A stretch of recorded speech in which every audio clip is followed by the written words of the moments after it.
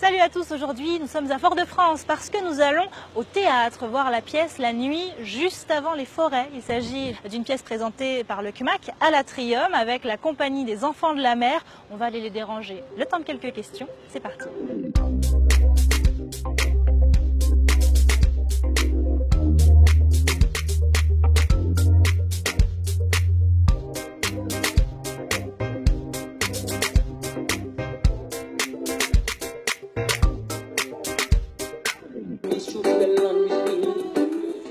Je suis maintenant avec un comédien, mais pas n'importe lequel, le comédien de cette pièce. Il est tout seul, Jacques-Olivier Nsfelder, bonjour. Bonjour. Ça doit être quand même un exercice assez particulier d'être tout seul sur une scène, à parler à soi-même finalement. Oui, c'est difficile, mais le fait que ce soit difficile, c'est une raison supplémentaire de le faire.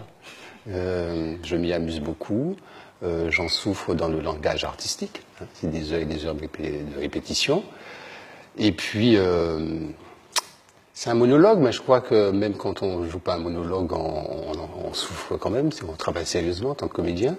Mais la difficulté, c'est ça, c'est ce challenge, on va dire, pour moi, pour les deux metteurs en scène, José Xilis et Hervé Deluge, de m'amener à donner le meilleur de moi-même. Mais j'ai confiance en eux. On est ici dans la pièce où vous répétez quasiment tous les jours, c'est un travail quotidien, ça doit être assez éprouvant quand même physiquement. Oui, c'est éprouvant physiquement, mais dans le bon sens encore de l'art. Vous voyez, l'acteur, et je le comprends d'autant plus à cet âge, à 43 ans, la discipline. Vous voyez, donc du sommeil, apprendre mon texte, du sommeil, bien manger et beaucoup de tendresse. La principale idée dans mon idée de syndicat, c'est s'empêcher de bander et de jouir. Tant que tout est dirigé par le petit clan secret qui tient les ministères, les flics, l'armée, la rue, les salopes, et jusqu'aux plus petites salopes, aux cheveux blonds bouclés et à l'allure si peu solide qu'on ne peut pas le croire, mais qui, comme tout le monde, sont passés de l'autre côté.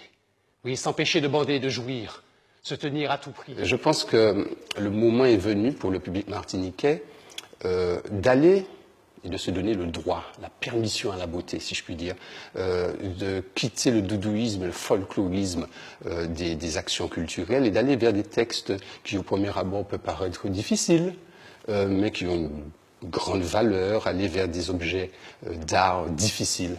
Et celui-là en est un qui forcément